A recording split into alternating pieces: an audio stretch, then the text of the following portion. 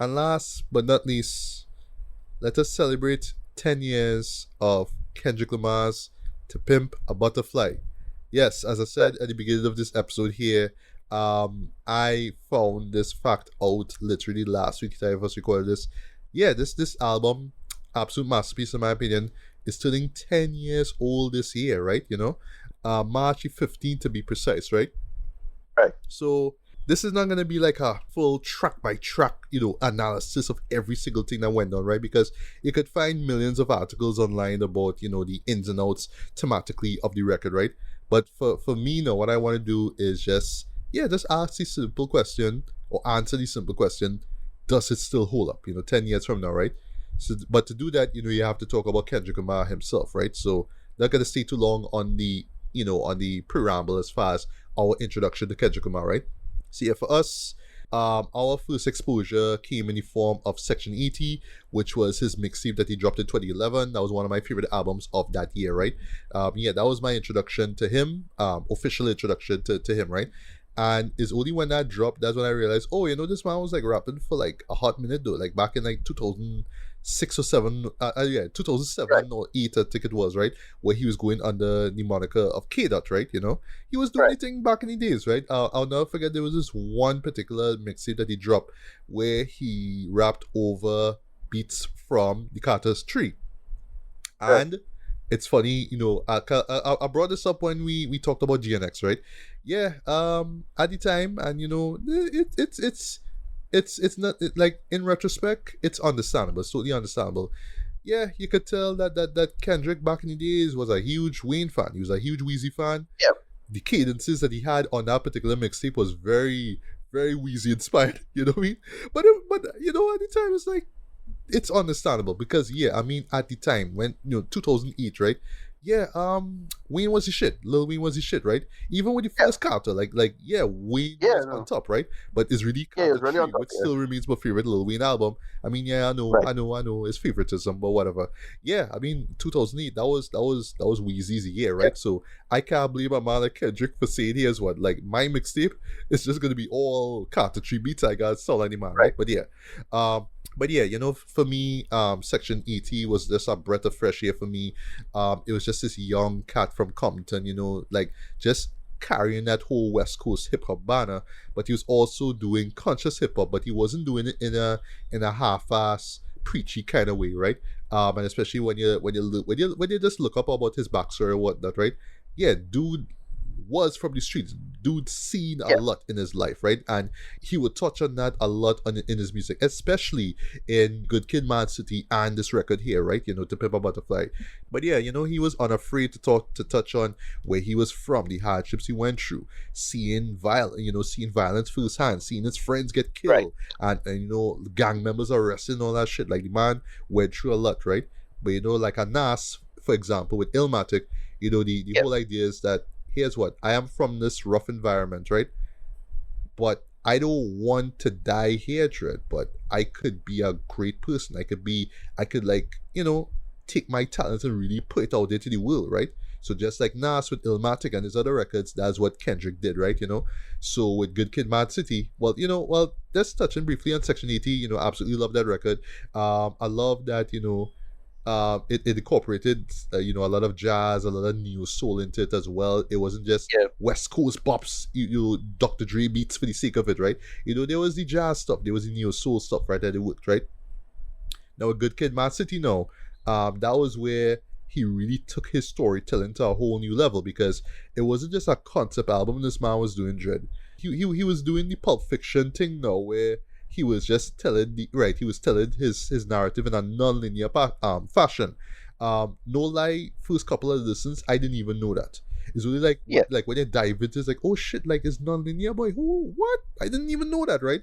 But yeah, basically through that story, through that concept album, yeah, he talked about just growing up in the hood, right? Just lineman with his friends, but one of his friends gets killed, and he actually brings this up in To Pimp a Butterfly as well, right? Trying to stay seen, right, in a world that wants to bring him down and make him insane, right? That's really the theme of it, right?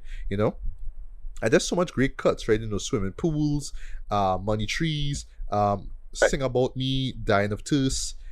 Still one of the best songs this man has ever put out. I mean, Sing About Me, boy, is one of the most heartbreaking rap songs like I've ever heard, and especially when you hear the music though, as cool and laid back as it is, right?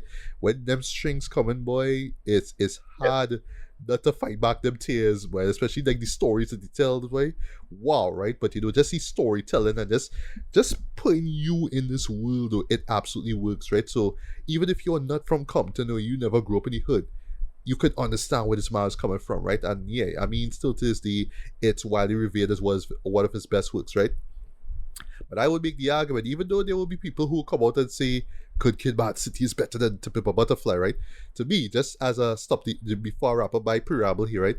With To Pimp a Butterfly, right? This was where Kendrick, I would say, how I mentioned Pulp Fiction and the linear narrative, right?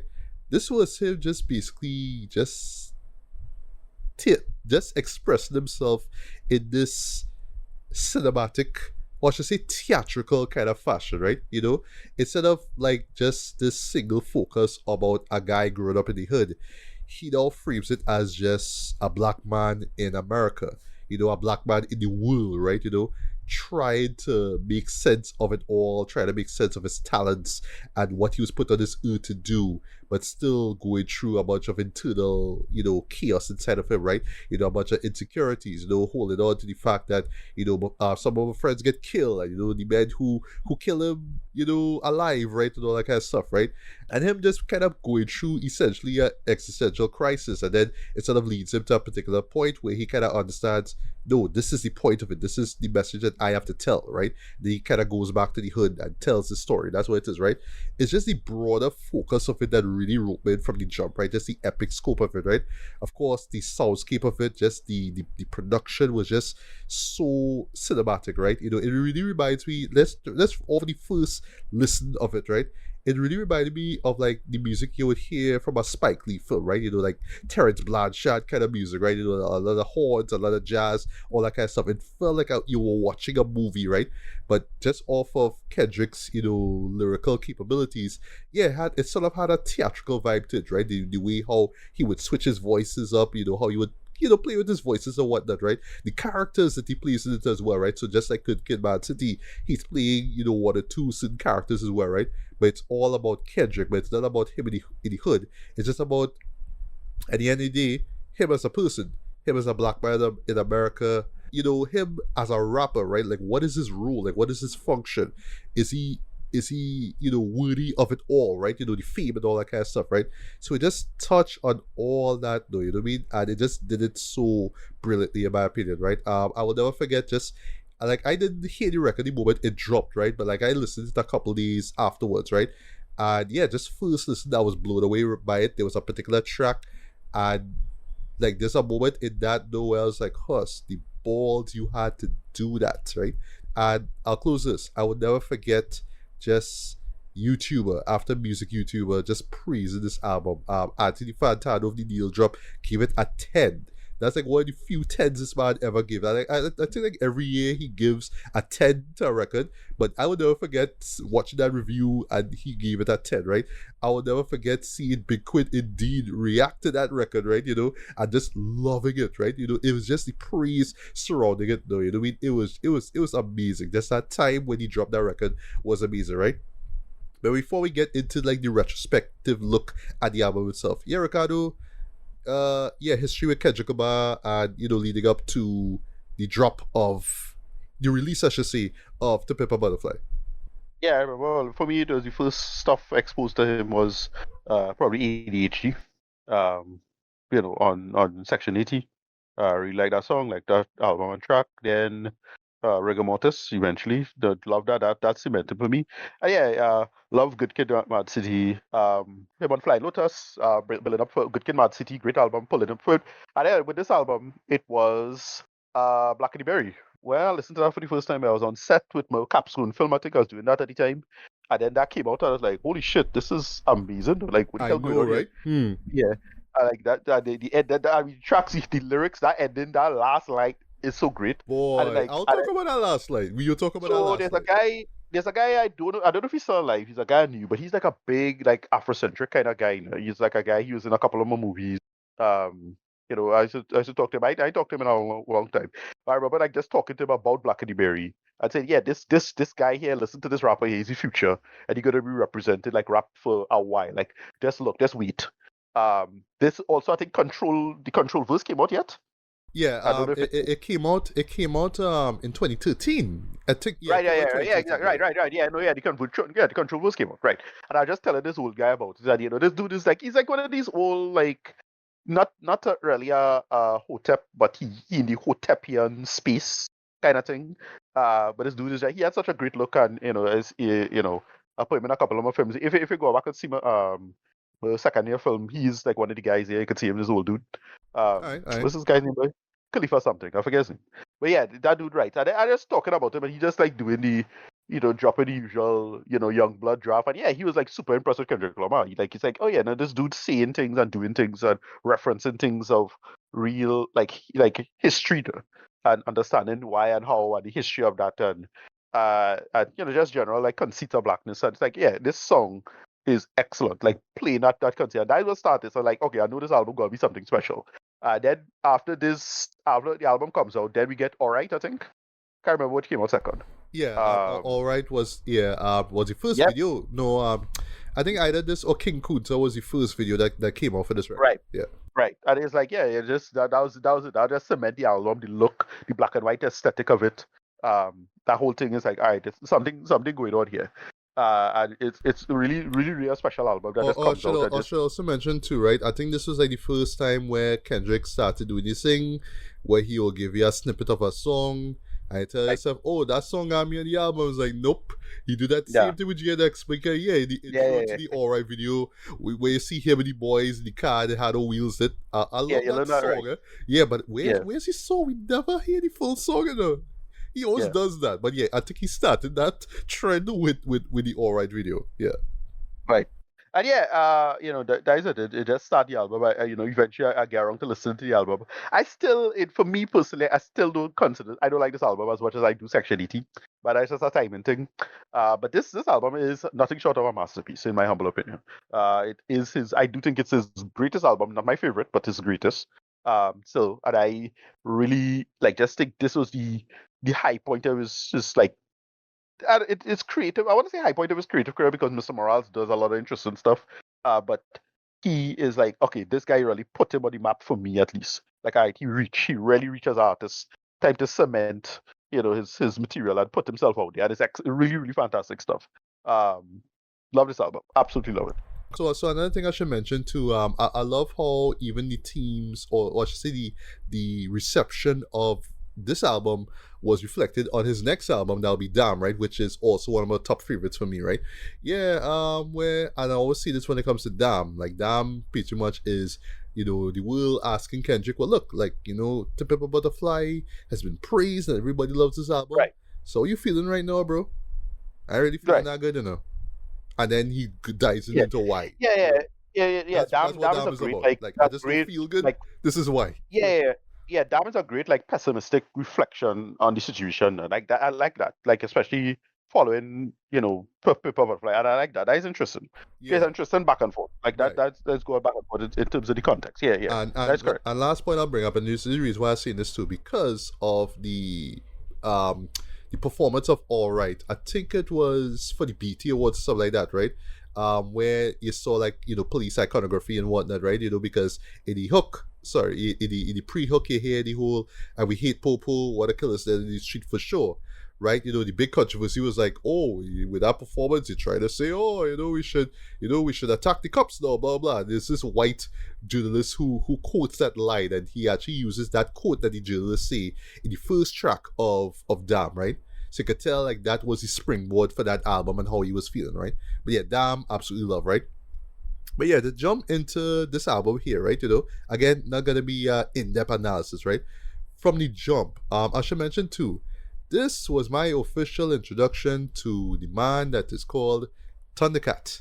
I did not know who this guy was, but as soon as I hear them guitars, I was like, wait, this is some real funky shit. What is this, right? I just from the jump, right, with this opening track, Wesley's Theory, right? You have idea of the style of it, the sound of it, right?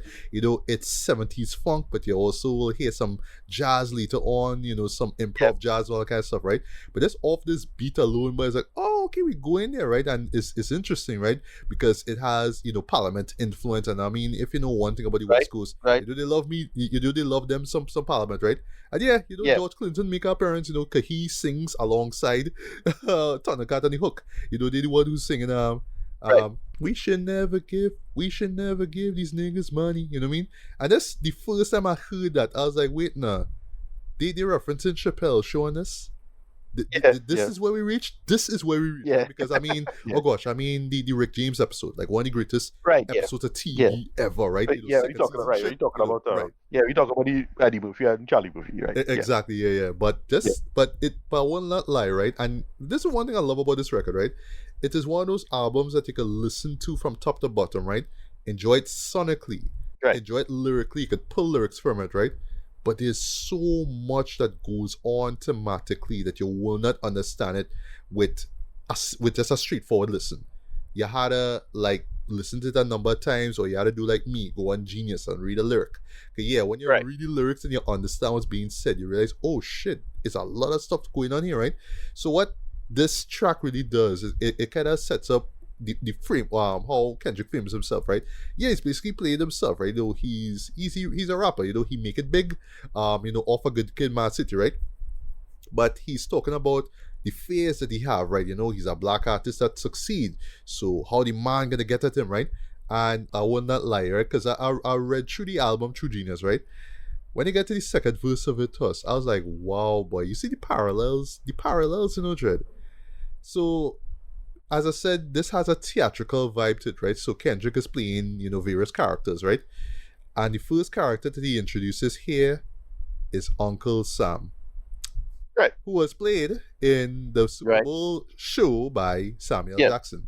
But yeah, what I hear, what you want me, what you want, you a car, 40 acres and a mule, I'm your friend, Uncle Sam, what this paraphrasing here. Like, holy shit, so that Uncle Sam, like this Uncle Sam being in the show wasn't just some idea he just come up with, No, exactly, he referenced his own work. Like, what? You know what I mean? Right.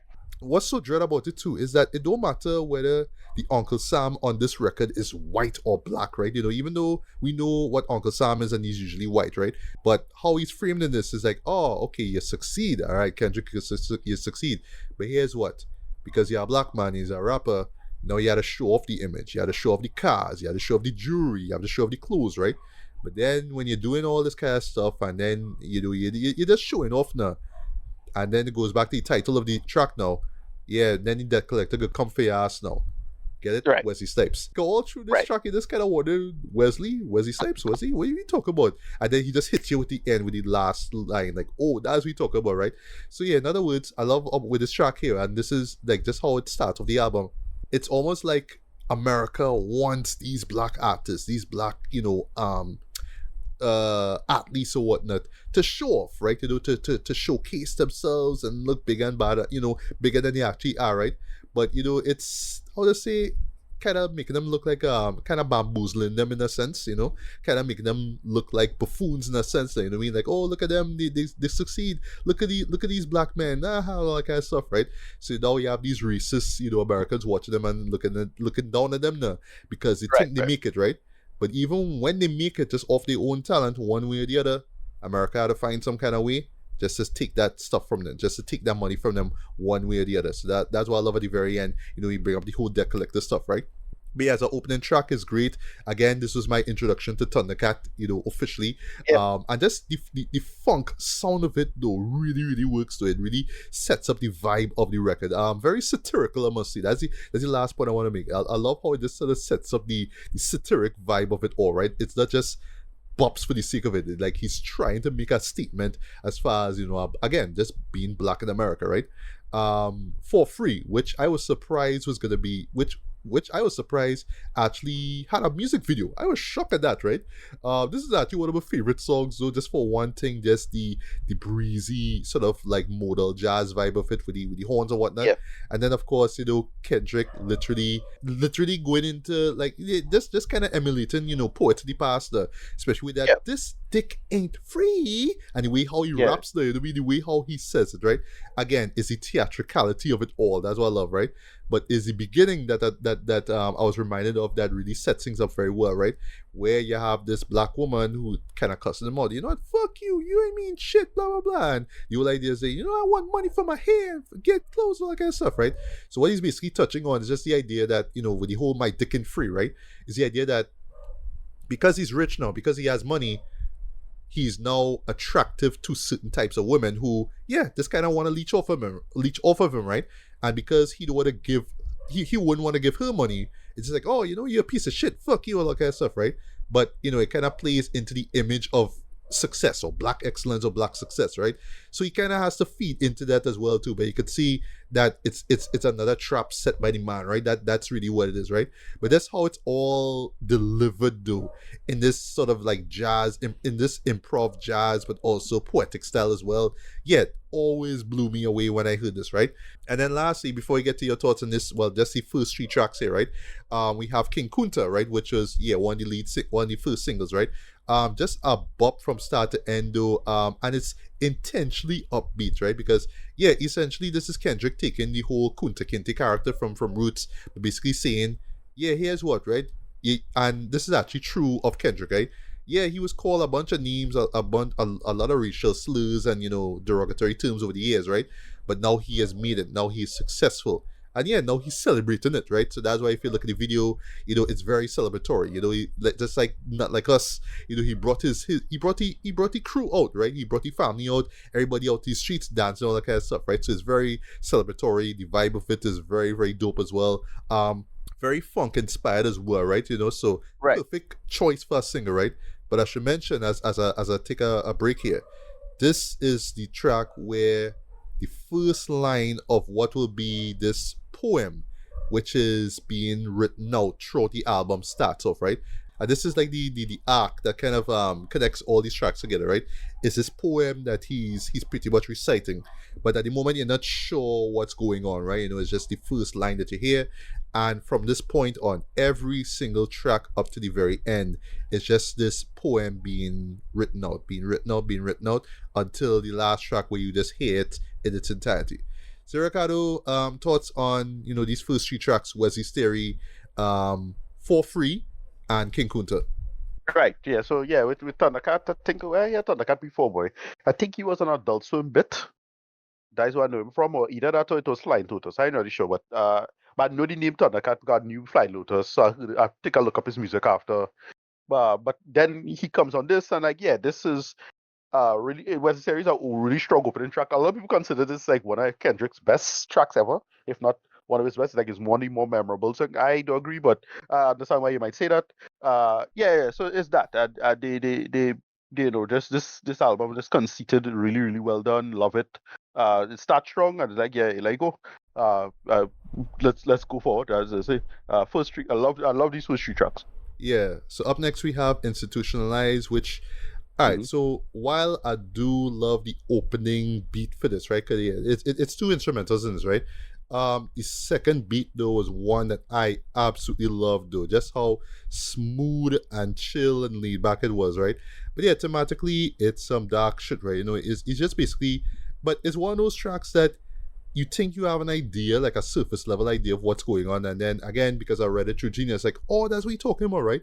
It's the idea of, even though Kendrick has attained a success, he still feels institutionalized. He still feels like he is part of the ghetto, and Snoop Dogg, who actually makes an appearance here, he could and he says it, you could take the man out the ghetto, but you can't take the ghetto out the man or the kid or whatever it is, right? I think that's what he says, right? But he touches on that, like, even though he has had the success, he still feels like he is part there, right? And then he touches on the jealousy that will happen, like the resentment, like, oh, you turn your back because you're a successful rapper and all that kind of stuff, right? The second verse though, I didn't really catch it till literally today, right, when I was re-listening to it, right? He raps from the perspective of a friend of his that he takes to the BET Awards, And Right. dude is just watching everybody, right? All blinged out and whatnot, right? And he's like, us, like, look at these guys, right? Like with the jewelry and all this kind of shit. And he feels the urge because he's from the hood, yeah, to go and rob a man. Like literally to Right. like just pull up on a man and run them jewels. That's the mindset he's in, right? Because he like mentally he just cannot see himself in that spot, even though his friend Kendrick is in that spot. He just can't see himself there. He just see a bunch of wannabe thugs or people who just showing off or whatnot, and his urge because he's from the environment is just to rob them. That's what it is, right? Bilal, I should mention, Bilal is in this as well. I was also Okay. a fan of Bilal ever since with his collabs with Talib Kweli, right? Yeah, he's the one who does the bridge, where he's talking about oh gosh, he's basically singing this from the perspective of, oh, this is what my granny used to say. This is what shit don't change if you don't wash your ass, nigga. He's the one who says Right. that, right? I always love that moment. That's just one of the best moments on this record, right? When it's something that comes up as well too, right? It's advice that the elders gave me, but I never really thought about it, right? And yeah, just how he delivers it was great, right? But yeah, I loved that beat for Institutionalized. So it's just so smooth and whatnot, but it's dark, but this is story that he tell it here, that Kendrick Yeah. tell it here, it just works, right? And then speaking of Bilal, now we get These Walls, which is also a single as well, right? And this was a song that again, this is the beauty of the record, right? You could listen to it, right? Just sonically, I get an idea of what's going on, right? Like what he's going for. But what is when you really like sit down and listen to what he's being said, or in my case, read it out. It's like, oh shit, I didn't know it's that, right? So, this is it's under the guise of a sex jam, right? Walls, if you get, think about it, right? Walls, right? Get it, right? Right. Right. Right. Yeah. Yeah. Yeah. But the vibe of it though, it just feels like this very nocturnal kind of, how to say, it has a upbeat kind of party vibe to it, but also has a sort of like a bedroom vibe to it. It's very like a quiet storm kind of vibe. Let me just say it's like a mood setter, you know what I mean? Like almost like you're getting ready for the bed, right? It has that kind of vibe to it, right? Also, again, Thundercat with them guitars, with that bass guitar. Yep, he works here, right? But it's Bilal's hook that I always loved. Though, that if these walls could talk, like I just love that. That's how his voice sounds in it, right? But is what lyrically Kendrick is doing here, boy, that is just kind of amazing, right? So yes, on the first two tracks, he is talking about smashing a girl. He Yeah. is doing that, right? But he's expressing it in a poetic way, right? Like he wants to be with this girl, he wants to get with this girl, right? But then the last verse though, and then when the beat kind of slows down and the jazz horns kind of come in and things kind of get really dramatic, right? So what this man does is pretty much say, okay, remember that song, Sing About Me / I'm Dying of Thirst? Remember I talk about one of my homies who get killed? Well, the guy who killed him in this narrative here is imprisoned. And because I still can't get over the fact that this man killed my homie, I just want to fuck him up, Dread, even though this man is in jail. So I hook up with his girl and I'm fucking her. Yeah. But Right. what the overall message of the song is because Kendrick has this influence now, because he has this power, because he has made it as a rapper, he thinks he can get away with it. He thinks that, oh, I have the wealth and I have the money and all that kind of stuff, so I can do that. I can take revenge on this person. So it's a dark moment. Like, it's him basically taking revenge on this guy, right? And this is how he ends the record. This is how he ends that track, It's kind of brilliant. It's kind of brilliant, right? When you really think about it, right? And then lastly, we have You, which is easily the darkest song in this record, right? Because as it's set up with the poem, he's talking about him being in this hotel room and, he just basically in his feelings. That's what it is, right? So yeah, You is just Kendrick at his absolute lowest. And if you do like a little digging up, you realize, yeah, all this shit that he was talking about is facts. Is facts for the most part, right? Yeah, is him just beating himself up, just basically. And I love how he frames it as just being drunk and he's just talking out loud. And I love like when he's rapping, it sounds like he's drunk and he's crying at the same time. It's like, where's your fucking antennas at, man? And, he just like wilding out, like, he just like crying while he's singing it. Yeah. But it's like real emotion this man letting out on this, right? But yeah, he talking about basically, like his friends got killed, but he was on tour. His sister got pregnant, but he was on tour. You know what I mean? Like he was Right. busy making money and living your life, and his friends in the hood getting killed and getting influenced by the world that they are part of, right? And he was nowhere to be found, and he is just wallowing in self-pity and regret over that stuff, right? It's a tough listener, but it's just how he raps it. And again, in this over-the-top theatrical kind of way, again, he's rapping, we saw like he crying, you're hearing the bottle, kind of like the glass bottle hitting the table, you're hearing all that stuff there, and it's just him just boy, just at his absolute lowest though. But that's all that I love, just off the execution of it all. I love this track, but yeah, it is the roughest track to listen to, honestly, right? Ricardo, your thoughts on Institutionalized, These Walls, and You? Right. So this is super unpopular of me, but I actually skip you, not because it's a bad track, Oh, but because it's of too how dark much. it is. It's too much. Too much. Yeah, I it's too can't. I much. I can't. know. You know, there's another track. So I don't want to call out the person, but I'll kind of say it. But it's another person because I think they make up. But it's, all I want to say is another beef track I cannot listen to because I kind of close to the story. You might detective work and piece together what song that is. I can't listen to like certain songs anymore simply because of how rough it is getting. Like Right, it's like right, right. Jesus way. Right. I can still kind of listen to midi grams to a certain extent, right? Okay. But even that, I just be like, nah, man, there's too much though. It's a vibe and it's just trophy vibe completely. Yeah. Is that? Now, But yeah, on the subject of that though, listening to Midi Graham's as I woke up on that Saturday morning yeah, when boy, he dropped my God. that and Not Like Us, it was interesting here. Like Yeah. that song is incredibly dark. I mean, shout out to the Alchemists for that beat. That song is for incredibly real. dark, and I'm hearing this For while I'm real. eating breakfast. Talk about You know? the daughter that nobody knew. Drake had it. It's a really, really dark, fucked up song, but I love it though. I love it nonetheless. But yeah, Right. yeah, go on. No, I see that. Like I just I almost skip you, John. Same thing with the other tracks. Like yeah, they still dark tracks because it's like when the GT gal, the bad gal, but it's Jill, and there's a whole murder story. It's like I want to listen to this again. So I just kind of skip these couple of tracks. Sorry to say it. Okay, Mostly it's fine, because it's fine. mostly because yeah, it almost never get repeat to that point because it's just the hits I just kind of stick with. So that's how it feels. Hey, look, it's just it's too dark, it's too rough. I can't listen to it twice. Yeah. Well, I thought it was well. Speaking of the tone being dark, right? At least things brighten up with the next track, All Right, right, which still remains one of my all-time favorite songs from Kendrick. Right, great track. Yeah.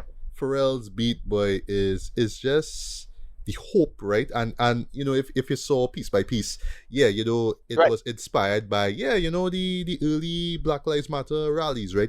He just wanted a beat that kind of would be the anthem, the driving anthem, so that would give people hope, right?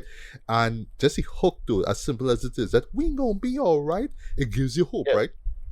Even though lyrically Kendrick is still at his lowest, he's just trying to pick himself back up. He's trying to better himself, from what we heard before, but he still has that hope, right? But I should also mention too, he introduces a new character by the name of Lucy, i.e. Lucifer, right? Yeah, and Lucifer is the one, or Lucy's the one who is beginning to just basically seduce Kendrick at this point, right? Talk about his vices, which was something that he brought up in Section 80, right? His vices and all that kind of stuff, right? But even with all that, he still knows that there's hope, there's something worth fighting for, right? And that is what gives this song this sort of upbeat, a very hopeful kind of vibe to it, right? Even though, again, this lyrically is treading on dark territory, right?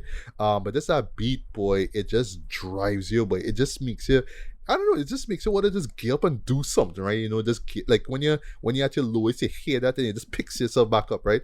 And of course, I mean, it's just that beat and just that vocalizing that da, da. I mean, boy, that the four count. Yeah. The typical Pharrell four count. Yeah, the four count. Yeah, boy, when you hear that, boy, it's just like, you know what I mean? It just picks you back up, right? For Sale, right, which is another interlude, right? This is a track that I really enjoy because of the psychedelic nature of it, right? But yeah, this is basically the Lucy track, right? This is Lucy and Kendrick kind of liming, they hanging out, right? Lucy just seducing, like, look, you know what I mean? Like, you want to be great, like, come on, like, do this, man, literally sign your soul over to me, right? And I also love the experimental vibe of it too, from the production to just the hook of it, like, when I catch you, you know what I mean? It's something very experimental. You could tell that Kendrick was really trying something new with this, right? And Yeah. that's one thing I love about this track here, right? Like, you could tell he was trying something a little bit different. I think it works, right? Right. But this is somewhere this man was really clearly confident in what he was doing. You could tell the man knew the story that he was telling, right? So to just drop something like this, I think it makes perfect sense, right? So I love this track, right?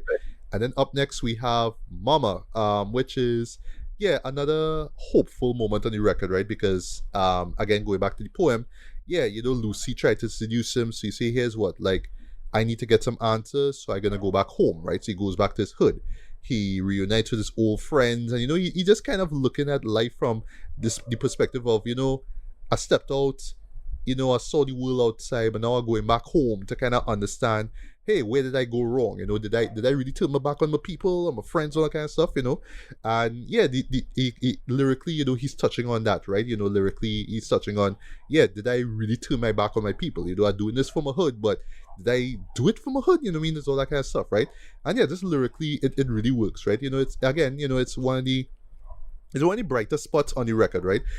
Especially after the dark shit that we got with those 3 tracks I mentioned, earlier on, right? But Ricardo, your thoughts on All Right, For Sale, and Momma? True great tracks to back off. Love, all right, it's classic. I'll listen to it anytime. For sale is something I was kind of not really skip, but like I was listen to it and I'd be like, oh yeah, right, I get what's going on here, but at the time, and this again, unpopular opinion, it really came across a little pretentious. I think it's just Right, anything let me involved guess, with Lucy, yeah, right, and well, it's right. It's that it kind of obvious what's going on, and then I felt, at the time I was really into like religion thing, like this. The religion and your feasting, it was this kind of bit of a turn off, at least at the time. I don't feel like that anymore, but that's all I think about it. And I was like, all right, see, but and then for Mama, it's great. Like, it's a great, like, not a cool down so much as it is a how to describe it, boy. Like, it's the return to home kind of moment. Like, it's like you had to come back to your source to make sense of it. And I think yeah, I remember reading Bleach at the time, and it had a similar arc with the character where he had to literally go back home and learn the truth of himself. So it's like I was crossing them wires now with that. But yeah. So the three solid track, Love, all right. The second one felt a little pretentious, but then Mama is great. So up next we have Hood Politics, right? And I'll never forget hearing the hook for that. I kind of wondered, wait, what is this? Yes, this A1 saucy niggas, boo boo. Me and you new bitch, boo boo. You just hear this, like, wait, what? But like, when you really like take it in, yes, it absolutely works, right? But yes, the first time it did take my back. I was just like, okay, what is going on here? What are you talking about? Boo boo and all that kind of stuff, right? Still to this day, I think since when the song dropped, somebody did a meme. You'll find it on Genius if you go on the track itself and read the lyrics, right? Yeah, somebody took a Yogi Bear and Boo Boo. Right. And just put the first line. When you hear Boo Boo, you're like, wait, that's not fucking Yogi Bear. But yeah, anyway, yeah, Boo Boo being shit, right? It's just a term they use, in LA or Compton, whatever it is, right? But yeah, it's going back to Momma now, kind of like reinforce those themes. So in this case, you're talking about his like earning his stripes. It's just like, oh, I feel like because I leave the hood, like my stripes gone. And he kind of goes back, or he's reflecting on when he was in the hood and he was earning his stripes, right? So throughout he kind of, he's talking about the hood and, just based it off of what he learns, right? So he does add a little politics into it, right? So he's talking about, Republicans and Democrats, it's almost like Bloods and Crips and all that kind of stuff, right?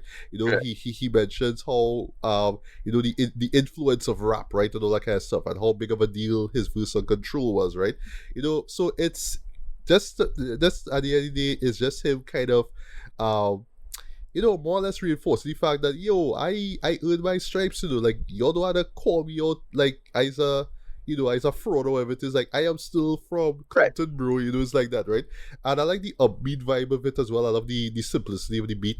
I love how Kendrick is adopted a different character. You could tell with the pitch shifted in his voice. It's almost like he's trying to play a younger character as well. And that's the way Right, how crass he is with the bars too. It's almost like he's a youngster again. So it's like that, right? But I could see some people skipping it because maybe the hook is kind of ridiculous, but I think it works. I think it works. It adds flavor. It actually adds humor to the album as well, right? Because yeah, for the most part, it's been dark and kind of uplifted. But this track is the let me just say, for lack of a better term, the humorous track in it, right? Up next we have, which is easily one of the best tracks on this album, How Much a Dollar Costs, which, fun Yes. fact, is one of Barack Obama's favorite songs. That was one of his favorite songs Right, back in 2015, right? Yeah, just right out the gate, you get the message of it all. And it's actually, I like that this, well, it's actually the last verse in Momma, where he talks about meeting this kid in South Africa. And this is where right. he brings up the whole theme of, and this actually happened in real life. Yeah, he went on vacation in South Africa and, pretty much, yeah, like he learned a lot about himself and, about Mandela and all that kind of stuff, right? So the story that he tells here is that, he was at this gas station and then he sees this beggar. And the guy asks him for $1. And instantly he think, oh, he's a crackhead. Well, I not gonna give you nothing. But the guy keeps watching him, and then he gets pissed. He's like, who's you? What are you watching me for, right? But but he talks about it too. He feels the guilt now because he the fancy car, this guy outside, right? And then at the very end, he reveals that he's God, and basically saying, yeah, this is how much it would have cost for you to get into heaven, but because you were thinking about your wealth and holding it all to yourself, yeah, you will forever be, doomed to just live your rest, to die there, what I mean, or be in hell, or whatever it is, right? Yes, it's on religion, Ricardo. Yes, it is, but it's just I would say just the production on this is just wow, like it just grips you, boy. It just so soulful as well. And then when that reveal coming in, when these strings coming, boy, it's like just like a real a real light, like sun light Right. just shining on him, right? I could tell just as a wrap up here. This is the epiphany that Kendrick has, right? Where he kind of understands, oh, this is my place. Like this is what my struggles was all about. This is what the answer that I was looking for at this point, up to this point, is about. Oh, I get it now, right? And you see what happens from that point on, right? And then the hits those up here, because up next we get Complexion, a Zulu Love, which featured my boy Pete Rock on the hook. And I didn't even know he sung the hook, but like, cool, he sung the hook. That's great, But yeah, this is, yeah, he's touching on colorism, touching on just the idea that, look, it doesn't matter whatever shade of black you are, whatever shade of, skin tone you are, Dread, you are beautiful, right? And you deserve respect. You deserve to be respected. And you should give respect, right? Not just to people of your own, skin tone or whatever it is, right? I love that he brings up Willie Lynch. He brings it up in the end of the second verse. I thought that was really great. Yeah, he was one of the, when it comes to like colorism and the whole insidious nature behind it, and especially with slaves. Yeah, Willie Lynch is one of the names that pops up in it, right? But the takeaway from this track is Regil Rhapsody, who came and comes through and shuts shit down. I love how the beat switches up here. It just feels so soulful and just heartfelt, boy. She just come in, do she thing, you feel it, boy. And yeah, I mean, I think like I was always like I knew of Rhapsody, and I was always like listening to her work, right? I wasn't too big on her, right, at the time. Like I used to hear her songs and whatnot and listen to her albums, right? But I think this verse here that she dropped on Complexion was like, all right, she destined for greatness. She destined for greatness, right? I mean, look, like this, like last decade, she dropped one of my favorite records of the past decade. That would be Leader's Wisdom. And last year, she dropped one of my favorite records, right? Please Don't Cry, right? And she won a Grammy thanks to her the collaborative song that she did with We Next Kill, Erykah Badu, 3am. So congrats to her. Right. But yeah, to me, this was the moment where it was like, all right, Rhapsodies are good. Rhapsodies are good. And to me, it was kind of cemented with her final verse on Complexion, right? But Ricardo, any thoughts on Hood Politics, How Much a Dollar Costs, and Complexion, A Zulu Love? Right, yeah, Hood Politics, great song. I don't listen to it too much, but it gives me on the cycle. I actually like How Much Does a Dollar Cost, because it does like morality and the religion stuff a lot better. Whilst to me, Lucy just came across as pretentious. This doesn't come across as pretentious at all, in my humble opinion. I don't. It's not an issue. I have nothing necessarily against religion per se. But the problem is everybody's kind of go for the cheap moral plane. And I always felt, but it doesn't come across like that. And I thought because of the production and the approach and how the story is told and the reveal at the end, that's how you're supposed to do this. That's why I love, right? I love this track. It's probably one of Kendrick's greatest songs ever. I understand why people say that. The next song again don't get super plenty repeat, but I like it a lot anyway. But it's only because of Rhapsody's verse, really. To be honest. But it's not a classic, but it's getting enough repeat. But I just have it in the background. That's when I play the album. That's the whole thing. So it's that. Right. Also, as we jump into the next track here, right? So even in a song like Complexion, right? He ends off with pretty much this spoken outro, which is dark by comparison to what we hear with Complexion, right? And that leads to the best song on this album, The Blacker the Berry. This beat to it's just so punchy, boy, just so aggressive. The way how Kendrick raps this, right? You know, I'm the biggest hypocrite of 2015, you know me, that just going out to it, right? I just love how he just dissects racism, you know, especially towards black people. You know, he's talking about, oh, you want to make me, you know, the coon, you want to make me the villain. All right, well, here's what, you know, I'm black, you know, my dick is big, my eyes are, you know, my lips big, you know, fuck you and all that kind of stuff. The man is aggressive with it, right? But throughout the verse, right, you just there asking yourself, why you call yourself a hypocrite? Why you call yourself a hypocrite, right? But I love how he builds it until the final verse, right? I love how just in those just the last section of his verse, right, of the third verse, you know, he's talking about he's kind of talking about black excellence and or should say how black people themselves should look at themselves or what they should aspire to. So he talks about, you know, being a basketballer or watching BT because you need to support your own culture, whatever it is, right? You know, he's touching on, you know, what black people should do in comparison to what, you know, racist people think black people are worth, right? And then he drops this paraphrasing here, talk about, you know, with Trayvon Martin's death, right? And how he's saying, but gangbanging make me a bigger killer than what it is, boy? Make me kill a nigga bigger than me. Hypocrite. And he stops right there. Yeah, a nigga darker than me, I think. Yeah, you're right, darker than me, right? Yeah. And I didn't even know this, but like after the fact, people were kind of not so much offended, but like they was kind of taken aback by it, though. Like almost like it's saying, oh, like, you know, Trayvon's that didn't matter to you because I think Kendrick was was a rapper who was who spoke his mind about what happened, right? But for you to come and say, oh, you know, like now you're saying that you endorse gangbanging and whatnot. No, that's not what he's saying. And there's a great MTV interview where Kendrick had to explain and say, look, like all they're like always quick to say that, you know, like, oh, how I could say that, but no, you're not listening to what I said, right?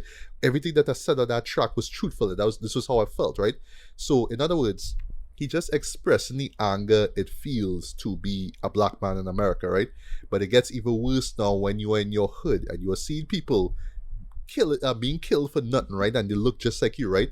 So that last line is in relation to how he still feels over his friends getting killed, losing their lives to the streets, and him himself, even though with his level of success, still feel like, here's what, if it was up to me, I'd have roll up. If I would have find the guy who killed my friends or the people who killed my friends and straight up kill them, you know, fuck a career, I will go after them, you know. That's the mindset he was in, and that's what the last line was pretty much saying, that despite his success, if it came down to it, he would still do it, you know. But he have to check himself. He have to keep them emotions in check. You know what I mean? That's what it is. But that's the whole point. It's just really the anger of being a black man in America, being a black man in the hood, seeing people like you fighting over nothing, right? But you now feeling the urge to kind of be a part of it too, right? So that's what the message is. That's really what it's about, right? But all that being said, what makes this track work for me is Assassin, boy. The first time I hear that, I went nuts by it. Every single time I hear this track, every time you get to that hook, And it'll just Yeah, be like man. wilding out. I don't care if I sitting in a maxi next to somebody, Yeah. my head just nodding, nodding, nodding. It is Mhm. that energy that he brings it. I love that he just sticking with the Jamaican patois with it. You know, Yeah. even though I have a big, big truck on the block, you say, call me black, Yeah. I mean, like, I love that, but Yeah. just that energy that man brings it, though. And it fits, it fits. Yes, we get the funk and the soul and the jazz, but just bringing in that Jamaican dancehall flavor into it. I should keep in mind that Yeah. Assassin was pretty big in the 2010s. He was Yeah. pretty Yeah. big. He was Yeah. pretty big, eh? Yeah. So him being on this track was a big, big deal, for us in the Caribbean, But yeah, hands Yeah. down, best track on the album. It hard as fuck, but I love it, right? So Yeah. that's two more tracks I want to mention before we get to your thoughts, right?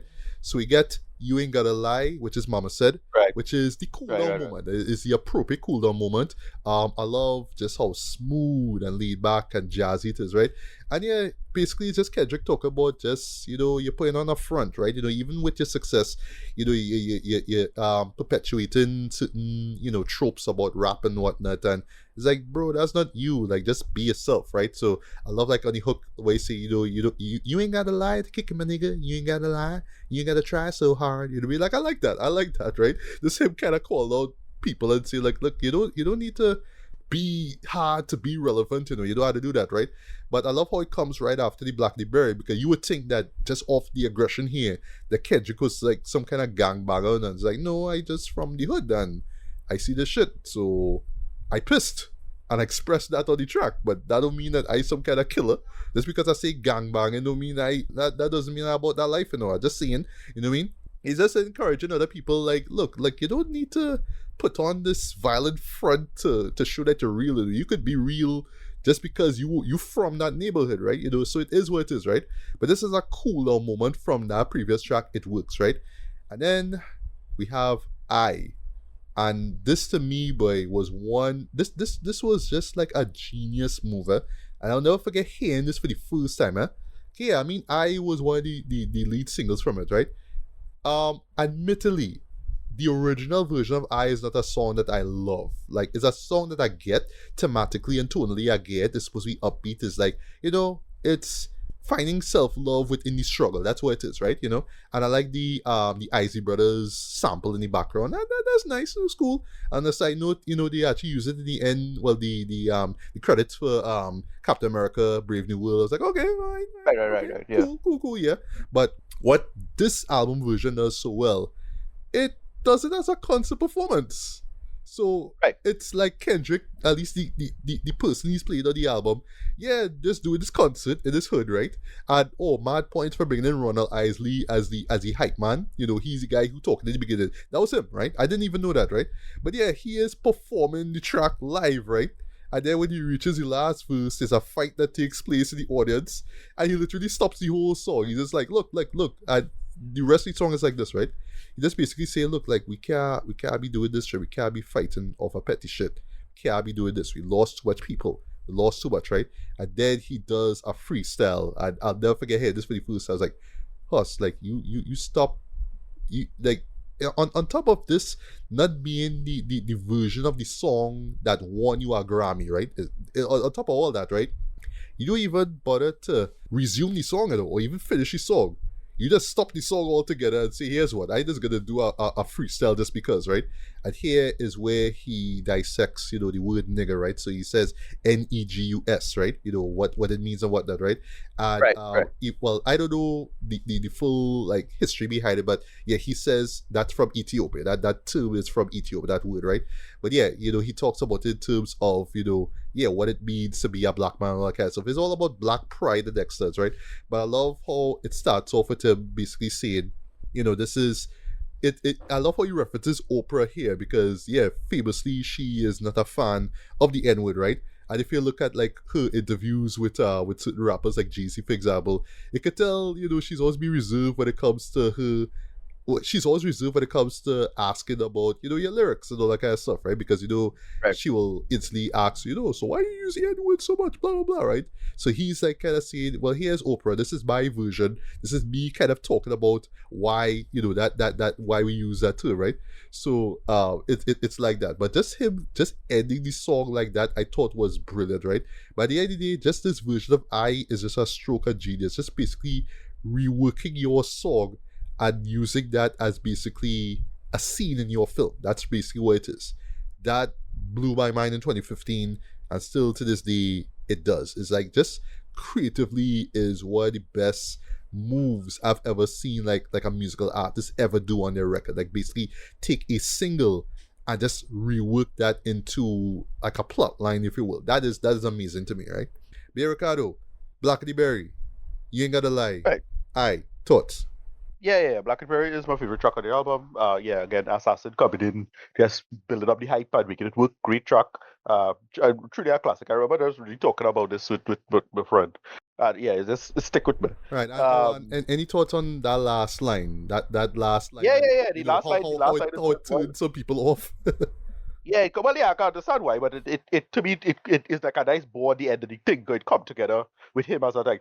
I remember the reactions to this. This is so like this is when reaction channels was now starting to build up, and like when some of the reactions was hearing this that last line, it just had people shocked. Like I would shout out to oh god, what's his man by No Life Shack.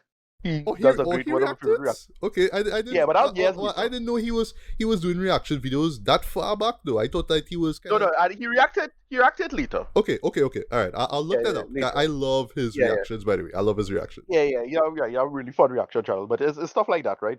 But he did it. It's just a great track. For I is a classic as well. Great conceit. Great premise and nice. Again another play on the album and blow a bow on the top of the album, as they say, to put it together. Is it track you ain't gotta lie. You ain't gotta lie. You gotta lie. Yeah, sorry to say that. It's kind of skip this sometimes. Okay. This one, I don't know. Yeah, I don't know. It's one of those I feel about it kind of thing, where it's like, well, I like it, I get it, but it is a mood, thing. So that is about that. No, Yeah, it's a vibe, but you gotta be in the mood for it. But because I'm a guy who listens to albums from top to bottom, I never skip it. Yeah. Right. And last but not least, Mortal Man Boy. This is where the album closes off perfectly, in my opinion. I love the beat for this, how smooth it is, how it has a sort of a triumphant vibe to it. You like just sonically, you get the sense that this is what the album was culminated to. This is what Kendrick was. This is Kendrick like pretty much saying, look, this is what all this is about, right? Just for one thing, say that he wants to be like Nelson Mandela, right? The third verse he talks about actually visiting the prison that he was holed up in for, I think it's like about 20 or 23 years, I think it was. Yeah, for a good while he was there, right?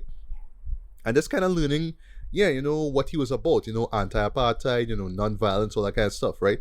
But now, and I love just title and just lyric. Well, just the title alone, and then lyrically, he's talking about, look, like, I want to change the world just like you did, like you're not a rapper, you're an activist, but you changed the world, right? You pretty much helped wipe out apartheid, right?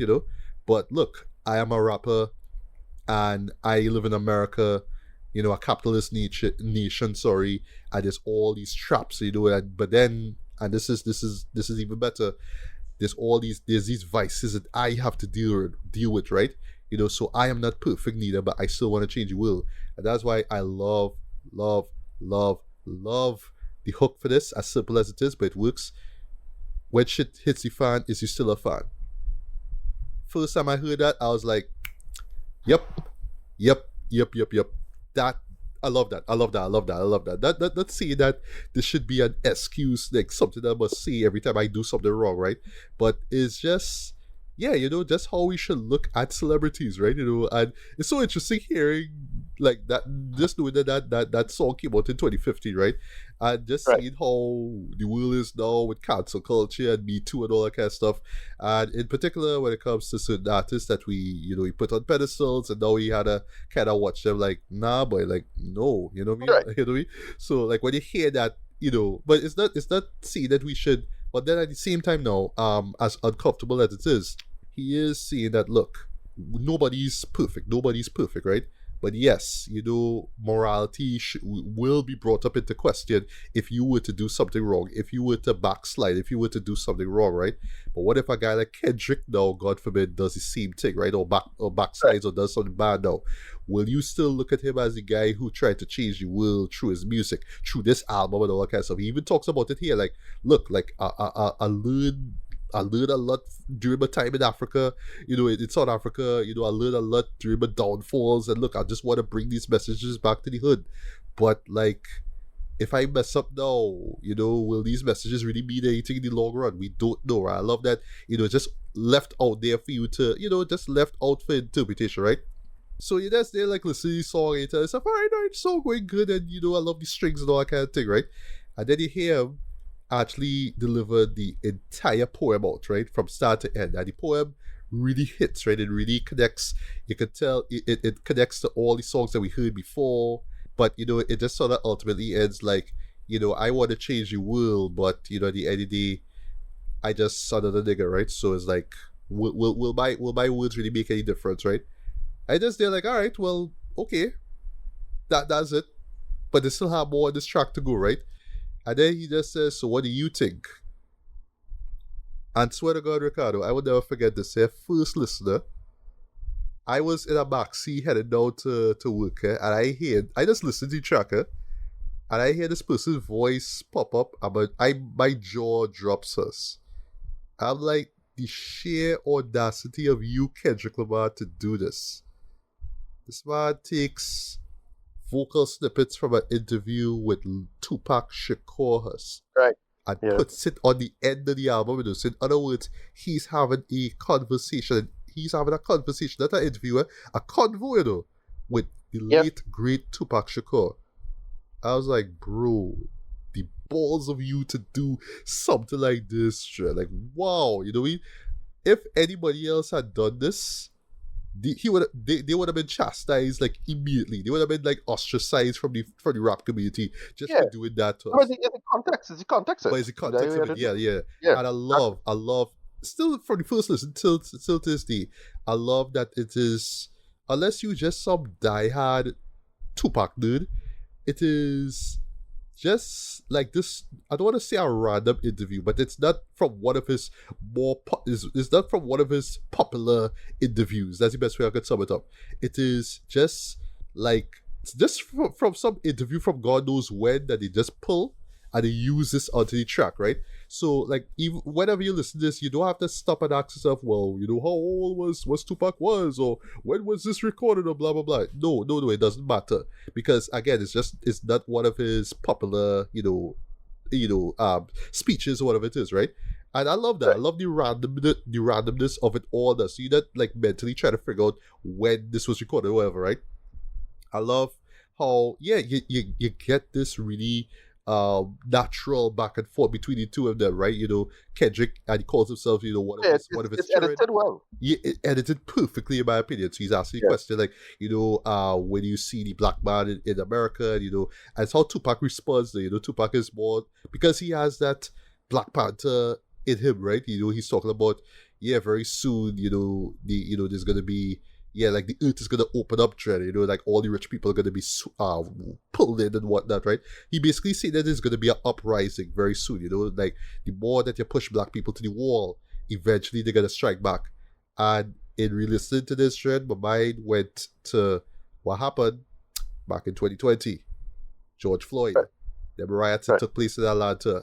I was thinking about that at the moment that Tupac was talking about, there's going to be a riot, there's going to be an uprising. I thought of that instantly, just the moment where black people just say they had enough, we strike it back, right? I love that.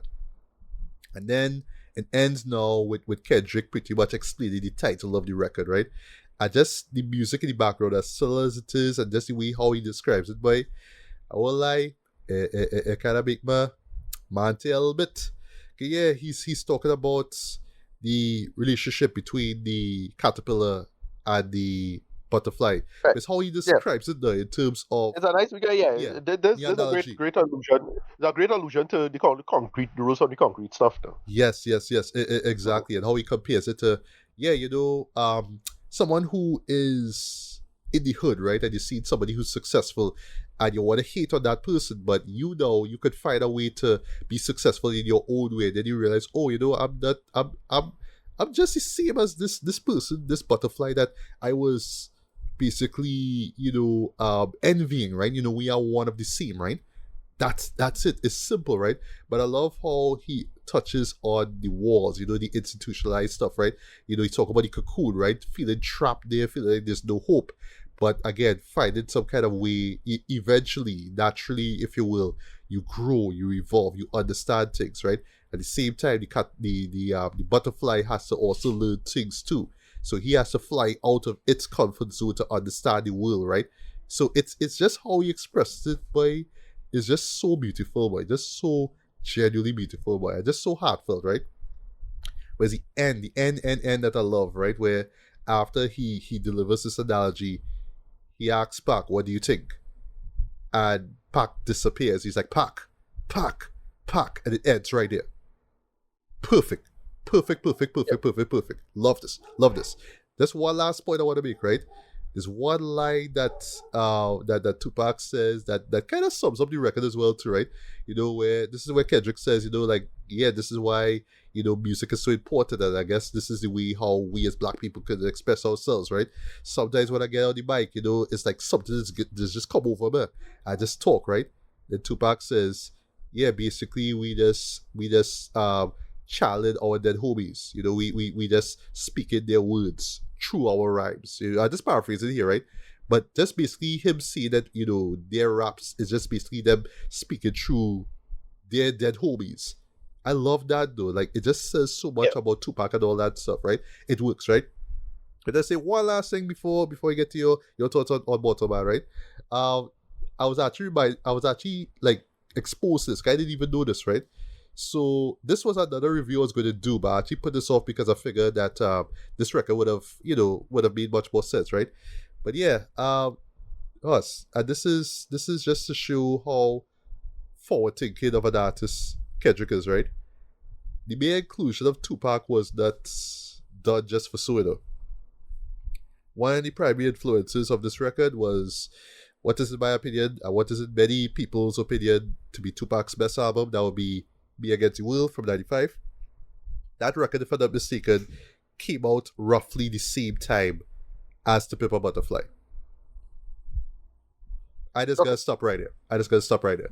I was actually thinking of talking about Be Against the World, but I figure, you know, To Pimp a Butterfly, especially this week anytime I was recording, this will be a big deal to talk about this, right? But the mere fact that he and all, Kendrick and all, had in mind, oh, I want to drop this around the same day or same time that my role model, my idol, if you will, right? You know, drop his Right. best record, right? Think about that for a second. Like, the man had that in mind, you know. So again, him putting Tupac on the record wasn't just done just for so. It wasn't like him just being, you know, highfalutin or whatever like that. It was purposeful. I love that. Like, this, the mindset that went into this record, right? But I'll talk about that in my final thoughts. But yeah, Mortal Man, final track. Your thoughts? Yeah. Classic. You know, instant classic. It was really shocking and impressive that they did this. It's tastefully done. That's the main point. So, yeah, again, you know, if other people could have, it's something that could easily backfire or go against him. But this why the whole, when Drake did it with his thing, it was like so kind of like just really unbecoming of him. I felt. Yeah, This and on the works subject like of this. that, I brought this up with when we talk about it, right? Yeah, I felt like, yeah, Drake was literally him insulting Kendrick, right? Because you Right. bring two guys who technically were on your record, that would be Snoop and Tupac. They were both on To Pimp a Butterfly, and you just like insulted him by doing AI versions of them. You know, that's how Right. it was. Yeah. Yeah. The whole thing just came across as very unbecoming. But this at the time it worked, it still holds up, and it holds up now even better in retrospect. Going with, you know, especially with the legacy and where Kendrick is now. And yeah, it's just a truly classic track. It really comes together well, and it's shocking that it's such a perfect end to the album in my opinion. Yeah, it is. Yeah. So, final thoughts on To Pimp a Butterfly, right? 10 years from now. Um, this is still one of the greatest albums I've ever heard. This was my pick for best album of the 2010s, and I still hold on to that. Right. This was my sixth favorite album of all time, and I still hold on to that, right? Right. Just hear it 10 years from now, because yes, I was one of many people who was fortunate to hear it when it dropped in 2015, right? I am just amazed at how this album still holds up, right? Just sonically, I just love how cohesive it sounds, just how it managed to blend, neo soul and jazz and funk, right, into it, right? It's West Coast, right? But it doesn't have a West Coast sound per se, like see how GNX is, right? Where it's Right. purposefully West Coast sound. It has a West Coast sound, right? This one, it's basically black music. That's what it is. Again, compared to something like Good Kid, Mad City, the focus is broader now. So it's not just about West Coast stuff. It's about Black America stuff. That's what it is, right? So that's where you get these genres that, yeah, any other rapper from any state could have rapped on, right? Like I could imagine a guy like I could imagine Talib Kweli or Common rapping over any of these beats here, right? But Kendrick did it, right? But it's how it works thematically with the story, right? Again, I love how broad the focus is, right? So it is about Kendrick and what he was going through and how he just felt of his role as a rapper, right? But you could look at it too, in terms of just your place in the world and this for me is like the biggest takeaway from it. That's why it just always resonated with me, right?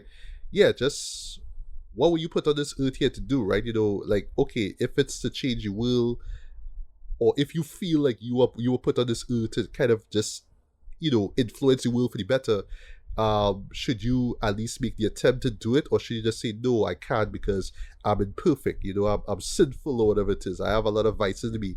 But Kendrick is kind of like saying no, like do it. Like if you have a message, if you have some kind of positive thing you have to say, just say it. You know what I mean? And damn the world, see what happens from there, right? Leave your influence in the world, whatever it is, right? And yeah, it's just a record that I am inspired by, right? Just creatively, structurally, lyrically, thematically, just stuff that resonated with me so much. Just the way how it's executed, how it's put together, it just inspires me. Like I want to make, I would love to make a project like this. Not so much music, but something like that where Yeah. there's a lot of thought and effort put into it, right? There's so much stuff in it that I still don't probably haven't picked up on still, but that's the beauty of this record. You could go back to it now and there's still stuff in it that holds up, that makes a lot of sense, right? And yeah, I mean, for me, it is still his best album, right? Even though you could argue, it could be Good Kid, Mad City, it could be Damn, it could be GNX, whatever, right? But to me, this is head and shoulders, his magnum opus, right? Yeah. Lastly, before I get to read it, right? And this is another reason why I want to talk about this, right? It will be interesting, hearing how people like react to it, right? Listening to it again, right? Again, 10 years from now. Sorry, with its 10-year anniversary coming up, right? With the release of GNX last year, with that Drake and Kendrick beef, and with that Super Bowl performance, right? Because people will just think, Kendrick is just a guy, who like how he touched on with reincarnated, right? He instigate the beef, he's about war, right? How he talk about peace and positivity on the previous records, and he going hard on Drake and all that kind of stuff, right? But it's not to say that, Kendrick is a hypocrite, right? But if you listen to the record carefully, again, he is touching on the fact that he is not perfect neither, right? I mean, listen to Black and the Berry. Listen to Black and the Berry. Right. This was him just lashing out, just being as aggressive as he could, right? But not in a in a attention grabbing way, but more like, no, these are feelings that I really do feel, right? But still on the side, here's what, but this not gonna make any difference. How is this gonna help my people, right? So I had to do what I had to do to at least help them, but I also have to help myself as well, right? So yes, he is still a flawed individual to this day, right? But I would not be surprised if somebody were to look at GNX and then go back to this record and be like, wow, like Kendrick, like it's just supposed to be this conscious rap guy where you talk about certified pedophile, all that kind of stuff. What going on here, right? But nah, it's artistic progression. You could make the argument about that, right? But it's where he's at now compared to where he was then, right? But to me, and this is the beauty about him as an artist, right? He never felt like he became somebody that he wasn't, right? Or he became like, let me just say like a Kanye, for example, right? Somebody that we looked up to as a creative, and now he's just this hate mongering, I don't know, bastard for the sake of it, right? I never got the sense of that with Kendrick. Like, he was always true to who he was. He's always true to his messages. He's always true to his hood, always true to his family and friends, all that kind of stuff, right? And I still see that with GNX. I still see that with the Super Bowl performance. I still see that with the Not Like Us music video, right? Even though it is all about anti-Drake stuff, it's still about a rap in my hood, a rap in my hood. That's why GNX is all about, it's my hood, it's West Coast. That's what it is, right? So yeah, like, just progression wise, he never like strayed off the beaten path. He never felt like he was being someone that he was. He was him true and true, right? Despite all the stuff that he went through in his life, between albums and before that, right? He always felt like he was always Kendrick Lamar, right? From the jump. So yeah, for me, yeah, 5 out of 5. Listen to this album before you die. One of the best albums I've ever heard. It still holds up to this day, believe it or not. Nothing feels dated, nothing feels forced, nothing feels out of pocket, whatever. And it just emotionally, it still resonates. Sonically, it's very bold, very daring, in terms of the genres and whatnot. Lyrically, very dense, very complex, but there's still, just from the execution of it all, you could still understand where Kendrick is coming from, what he's trying to say. And that's another thing about it that I absolutely love too. Even though you might not understand or pick up every single lyric or every single reference or whatever, you still understand what's being said. You still get the message of it. And that's when it comes down to the very end with Mortal Man, you understand this arc. And it really does feel like an arc that this guy went through, like a struggle from start to end. And you come out of it like, yeah, I'm a better person, thanks to his record, right? So, yeah, what about all-time favorite records? Happy 10th anniversary, yeah, I'm really curious to see if it holds up, 10 years from now. So that's that. So, Ricardo, your final thoughts and rating and, its legacy now, 10 years from now. Yeah. Love this album. Again, I have no problem saying is nothing short of a masterpiece. It really comes together. It really feels like Kendrick's like really coming into its own. And yeah, I have no problem saying it's his magnum opus as well, as you said. It's the whole just the right timing and everything just comes together. It builds towards this, and he's one of those who just really like was a man of the moment with this album. Yeah, so yeah, love this album. Written, yeah, 9 out of 10. Love it. Great. All right. Well. Let's lastly. Well, in your case, right? Anything you want to weigh in on its legacy now? 10 years from the fact, Yeah, and also in relation to GNX and Drake and all that stuff. yeah. I like it. It didn't really predict the future per se. In fact, somebody say how it started with it started really with Control. since Control, but like I'll say actually in terms of targeting Drake, it probably started since Poetic Justice. Or Yes, even which is yeah, off of which I always find it so funny because they collabed on the track and it was cool, but now we went from there to meet the Grams and stuff like that. Somebody make a point. Somebody make a point that like Drake just didn't understand because they claimed that Kendrick wrote that verse. Somebody claimed Oh, you that. And serious? it comes across like a kind of Ron Burgundy moment, like he don't know what he reading now. He just rap a verse. Oh, okay. Something like that. Huh. That might be a stretch, but I think that is what was kind of going on. But yeah, is that and then the track he used it with Baby Keem, family ties. Yeah. That was like the beginning of the Drake thing. Like you could find an old Joe Budden clip. I think this fella put up that. What do you call him? Randerson. Yeah. And as you say that, right? I just always have to remind myself of this, right? Remember there's a track that A$AP Rocky put out called Fucking Problems, and Drake was on it, and Kendrick was at the end of it, and 2 Chainz on the hook, so right, so they have history, right? But it's just how we get from there to where we are, right? The legacy of the Pimp a Butterfly, to me, it just feels like a different standard of hip hop album. It really pick up and does some really, really fascinating things. And it builds towards greatness now. Like, and I'm in the camp. This might be a hot take, but I'm in the camp that think that if he should have won a Pulitzer, it should have been for this. But I kind of understand why he went for Damn, but it should have been for this in my humble opinion. Agreed, But it's that. Is that? It's just a truly a classic album that good to hear the 10 years and a good retrospective. It's just that. Yeah.